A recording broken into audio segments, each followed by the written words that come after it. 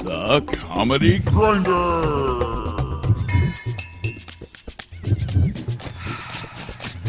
Streaming live worldwide from the First Church of Tillamook. Tonight, Patrick Murray, Mike Deskins, Dennis Venable, Gerry Gobel, and your MC, Travis Alderich.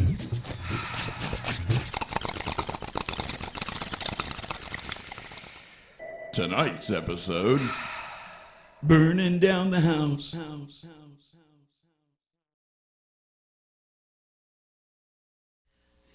Now, I don't know about you guys, but I am truly a NASCAR fan. And Jeff Gordon retired. Jeff Gordon was my driver. I used to watch NASCAR every Sunday. I wasn't the typical NASCAR car fan because I didn't drink until I passed out, but I did watch the races. As a matter of fact, I'm such a NASCAR fan. One year, this guy walked up to me. He was bald-headed. He said, "Hey, I'm in the Aryan race." I said, "Don't they run that down at Bristol?" That's the short track. You take your helmet and go on down there. But the reason a lot of people don't like Jeff Gordon, and the reason they say they don't like Jeff Gordon is because they think he's gay. Now, I don't know if Jeff Gordon is gay or not because he never returned any of my phone calls. But I do know this. If Jeff Gordon is gay, and he had the kind of career he had in NASCAR, and he kept whooping your butt every week, maybe you need to think about what you're doing. Because if you keep getting whooped by a gay guy, you need another profession.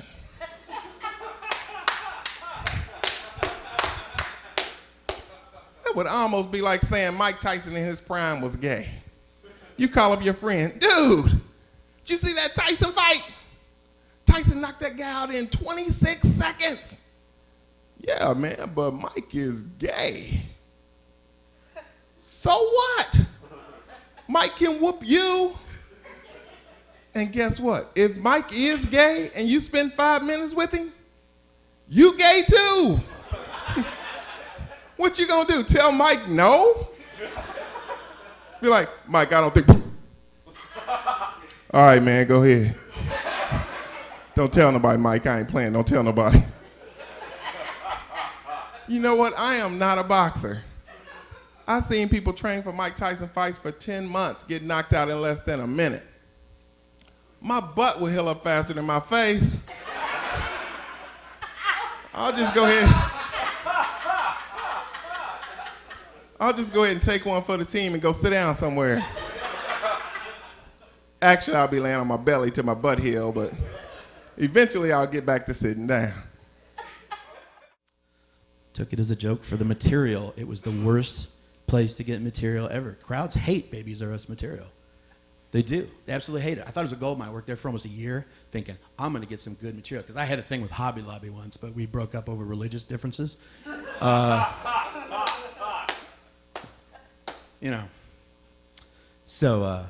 So I thought Babies R Us would be good for some yokes, a couple laughs, like, "Hey, you ain't sold a baby yet, huh?" And, I've been looking, I can't find out where they stock them, And I go back by the dumpster, there's none back there. You figure there'd be a couple by the dumpster. There's always one or two. Didn't work out, right? And you go front by the returns desk, you figure somebody returned one. There's probably a color situation. They were probably, it doesn't match the drapes or whatever. And, so you return, there's gotta be one around there, but nobody's like, "Oh, you can't do baby jokes. That's so horrible, because babies. I'm like, "Hey, man, they grow up to be Mike Pence." As long as you think of babies as little evil people, you're fine. Hitler was a baby once. He was a total asshole when he grew up. But still, if I'm doing the Babies R Us joke with baby Hitler, you think I'm doing the Lord's work. But no, I live on the east side, and they have these, when you merge onto the highway, they have this actual stoplight just before the merge. So every time you get there, you know who's getting on the highway because you're in the right-hand lane waiting on the lane. You're in the right-hand lane, waiting on the light to change. And you got a whole line of people in the left-hand lane that want to be in the right-hand lane, but they act like they don't want to be. You know exactly who they are. Because you look at them and they looking straight ahead, hands at 10 and 2 with no turn signal on. So as soon as the light turns green, everybody in the left-hand lane guns it and jumps over in front of everybody in the right-hand lane. That irritates the heck out of me. So I said, if I'm ever car number 1 in the right-hand lane and that person in the left-hand lane guns it and tries to get in front of me, I'm going to gun it right with him and run him right down in the ditch. So as luck would have it, one day I was car number 1. I said, yeah, I'm going to see if I got a player. I look over, dude sitting there, hands at 10 and 2, looking straight ahead with no turn signal on. I was like, okay, I got a player. Light turned green. He gunned it. I gunned it right with him, ran him right down in the ditch. I was so happy I pulled over, ran over to him and said, what you think about that, officer? Care about you having your lights on? In your face! After that, I don't really know what happened because he tased me like 4 times. But it was worth it, man. It was worth it. If you don't know what a doomsday prepper is, think extreme camping. All right? He makes his own food, he makes his own clothes, and he shits in a bag. He shits in a bag, all right? He goes outside with a plastic grocery bag, puts it down, squats, shit in it, ties it up, throws it away like he's the best fucking dog you ever had. I asked him, I said, Gerry, why do you shit in a bag? He said, well, bro, when the apocalypse comes, this way the rape gangs and the cannibals can't track me. Thinking, what are you going to do when the apocalypse comes? I said, Gerry, I got my apocalypse plan, okay? I live in a major city that's a first strike location, okay? I don't want to live to the apocalypse. Survive the apocalypse? I barely survived fucking Lollapalooza. Let's get real, all right? Are you shitting me? It sounds terrible. It's nothing but rape gangs and cannibals and my cousin Gerry. Sup, bro? You need a bag? And I have some white friends that are comedy friends also that sent me to, they wanted me to go to Shelbyville to be in a bowling tournament with them. I'm competitive, so I didn't care. I was like, let's do it. I didn't know I was going to be the only black person in the bowling alley. So I get in there, found out a few things that day. What you shouldn't say if you're the only black person in the bowling alley in Shelbyville. When they ask you what your strategy is for winning, you shouldn't tell them you're going to grease all their balls and plug all their holes. Especially if you're playing a co-ed team. They kind of frown on that.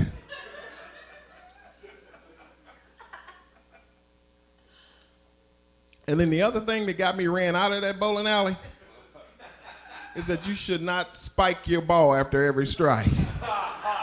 Strike! Boom!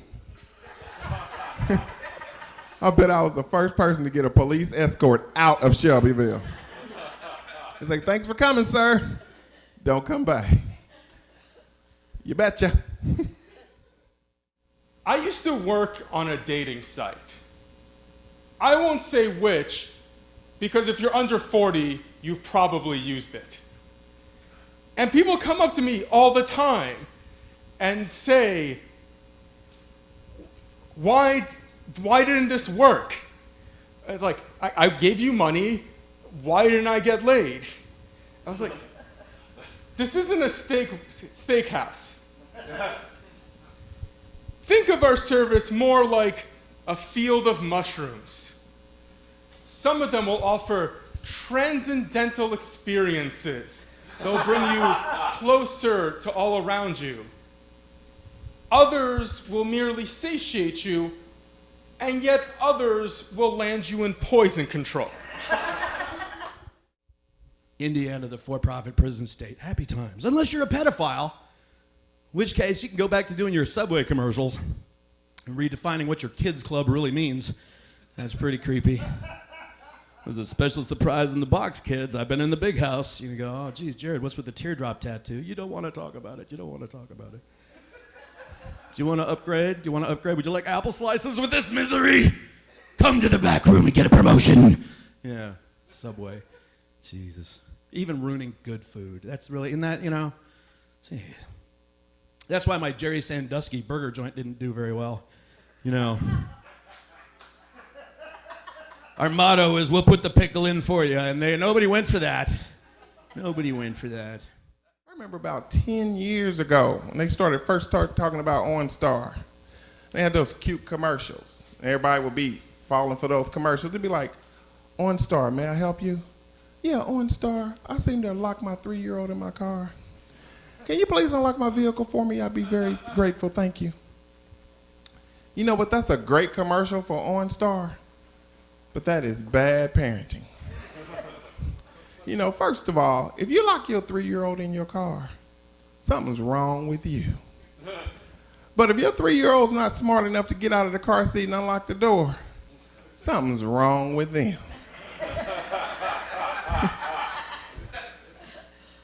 When my daughter was 3, not only was she smart enough to get herself out of the car seat to unlock the car, but she would hit the OnStar button and have Child Protective Services there before she let me back in. It'd be like, OnStar, may I help you? Yeah, OnStar, you need to come and get my daddy. This is the 3rd time this week he done locked me in his car. I don't think the lottery should be that important in his life.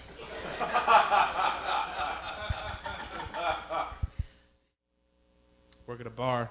It's a bouncer. There was a girl in there the other day. She was breastfeeding her kid, her baby. It was a baby. It wasn't a kid. It wasn't that weird. She was breastfeeding her baby. My boss was like, hey, tell her she can't do that. You have to be the one that tells her she can't feed her baby with her tits. And I was like, oh, shit. Here we go.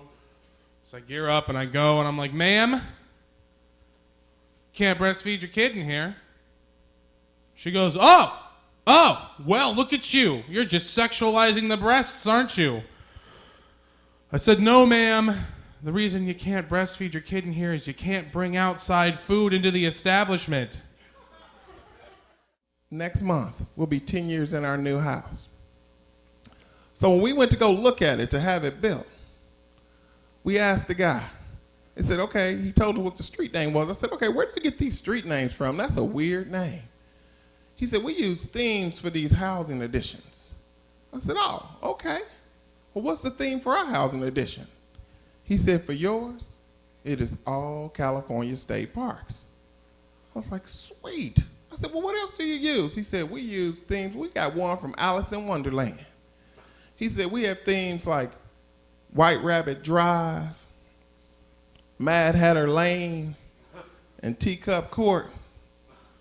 Now, I don't know about you guys, but if you're a man and you voluntarily move on to Teacup Court, you need to go find Jeff Gordon and apologize. Jeff, I was wrong about you. I live on Teacup Court. I take a job for less money than it's worth because it's a joke. Isn't that strange? You know, I went to work for Babies R Us. They got me on as a seasonal worker for $7.50, and they were like, it's $7.50. They just looked at me like, yeah, you ain't gonna take the job. And I was like, are you kidding me? Yeah, bad relationships are my specialty. So give me a fucking purple vest. Oh, no. This relationship doesn't require a purple vest. You need to get a purple t-shirt, a purple golf shirt. I'm like, oh, purple golf shirt. That shouldn't be too hard to find outside of Minneapolis and Prince's Boutique. That'll be fucking great. That'll be great. Well, they're clearance now, sure, but... But it gets any better because they throwing these housing additions up fast. So I can't wait till they start using popular movies. Like they got the one from Brokeback Mountain. It's gonna have streets like Bendover Drive, I Can't Quit You Court, and Hummer Circle. Can you imagine living on Hummer Circle and trying to tell somebody how to get to your house? Be like, dude, you coming over? All right, here's what you need to do. First of all, you're gonna make a left on Bendover. Now pull out, go down 2 blocks. You're gonna be on I Can't Quit You Circle. I Can't Quit You Court. You're gonna go down 1 more block and you're gonna be on Hummer Circle. You can't miss it, it's a big purple house. 6969 Hummer Circle. You coming? You ain't coming? Oh, man, come on. I just like Jeff Gordon for his driving. Bring some oil. We had a rough growing up, though, man. It's kind of rough. Because when I was growing up, my dad was a drug dealer, which made take your kid to work day real fucking interesting. You know? So, little Mikey, where does your daddy work at? He works at the airport. Oh, really? Is he a pilot? No, he sells big black duffel bags in the parking lot. Oh, really, little Mikey? What else did you and your daddy do? We did some things about some stuff. Why all the fucking questions? Snitches get stitches, Mrs. Johnson. Snitches get stitches. But I went to Beach Grove to do this show. After the show, I was the only black guy there. After the show, a heavyset white woman walks up to me. She had on a low-cut top. She had huge breasts, and she stood right in front of me. She stood about this high. She stood right in front of me and looked me right in the eye until I acknowledged her. So I looked down at her and I said, yes, ma'am, can I help you? She said, can I tell you a black joke? And since I was the only black person there and I still needed to get to my car, sure, ma'am, fire away. She said, do you know why God gave black men such huge penises? I'm talking like this because she was drunk. And I said, I don't know. Maybe to stick in them big titties? That wasn't her punchline. And until today, that was the last time I've been in Beach Grove. I can't date anymore. I can't do it. Every woman's like, I want Superman. I want Superman. That's what every woman wants. Of course you fucking do. He's tall, dark, handsome, leads a double life, trying to fuck one of his coworkers and wants to sequester you to his fortress of solitude. Yeah, that sounds like every prick my sister has ever dated. Okay? You know what the only problem with that whole equation is for women is it's cold where the Fortress of Solitude is. If the Fortress of Solitude was in the Bahamas, it wouldn't even be called the Fortress of Solitude. It'd be called the Fortress of Pulverized Vaginas. One of my pet peeves, and this is the season for it, if you're walking around and you know for a fact that you have gnarly monkey feet, don't wear sandals. We don't want to see that. If you look down at your foot and it looks like it's ready to punch somebody, put some socks on. That's all I'm saying. And ladies, if you have to turn your foot all the way to the side to finish polishing that big toenail, closed-toe shoes are the way you should go. I drove by the school for the blind the other day, and there was a big sign out front that said, "Good luck in Kentucky." Who is that sign for? Someone who won't be able to read it. Why would you ever take a school for the blind on a field trip? You could just save money, drive them around the block for like 2 hours, make a couple left turns in case you got one of those Rain Man blind kids, counting every fucking turn. Really religious people are usually really into God and not much else, which makes small talk a bitch, right? You know, you got to be into a couple of fucking things, you know. You'd be like, well, I'm into God and fishing. Oh, what a coincidence. I'm into hookers and fishing. Let's talk about fishing. You know? You got to share this elevator, motherfucker. Get with it. I was driving here today. First thing I was driving here today, and I was coming down the street, and I seen this guy in the car as I was coming up on him, and he was rocking it. I mean, he was in there going. I was like, man, that dude is rocking it. I got up next to him, see what he was listening to. He didn't have his radio on. He was just old, and he was shaking. I think there comes a time where you should take people's driver's license away. I'm not saying the dude was real old, but when I passed his car, it had a crank on it. I was watching a commercial the other day with my roommate. It was for a Porsche. And he goes, oh, I like the Porsche, but for my money, I get a Cadillac. I said, dude, for my money, I get our heat turned back on. Get some of those fancy immunizations I've been hearing so much about. For a round of applause, have you ever worked with a dumb person? Man, I got some dumb people at my job. It was this one lady, she was so dumb. Every time the fire alarm would go off, she would answer the phone. I say, Betty, we gotta go. She'd be, right, hold on, hello. So I got tired of it one day, so I set the office on fire. She don't work there no more. What's the quintessential American video game? It's clearly Pac-Man. Because the way Pac-Man works is if you just keep eating, maybe you too can outrun your demons. And one of my other pet peeves are big people that always complaining about their knees hurting, but they act like they don't know why. Man, my knees are killing me. Hey, maybe some of that 500 you putting on them. Maybe that's why they hurt. God would have wanted you to be that big, he'd have made you a grizzly bear. Their bones can take the weight. Got pictures of my grandparents in my wallet, which makes trying to buy drugs really awkward. Every time I open my wallet, I gotta stare into their disappointed faces. Because they're old enough where they still don't smile in pictures. And I have a 16-year-old son. And he said, Daddy, I got the answer to the chicken. Why do chickens cross the road? I got the answer to that. I said, you do? What is it? He said, okay, why do chickens cross the road? I said, to get to the other side. He said, no, they free-range chickens, Daddy. They can go anywhere they want to. They have no rules holding them back. Maybe Satan's not such a bad guy, you know? He's just like a lazy stoner who doesn't want to work, you know? He's got all the telltale signs, right? He's got red eyes, appears in a puff of smoke, lives in his dad's basement.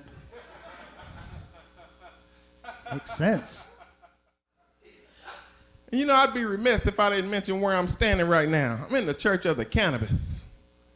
You know what got me about that is, all right. What got me about that was when I walked in, I felt like that M&M that met Santa Claus. I walked in, I looked around, I said, it does exist.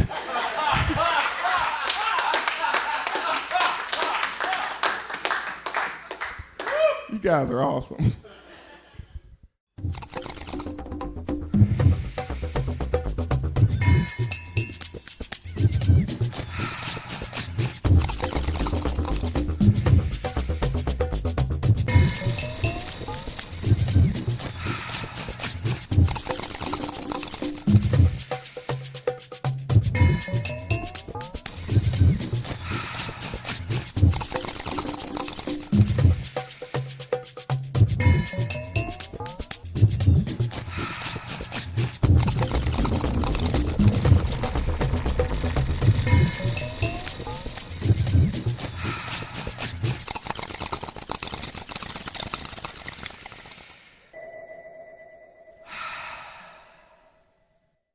I tell you what, if Bernie Sanders doesn't get the nomination, if he drops out, I'm voting for Trump.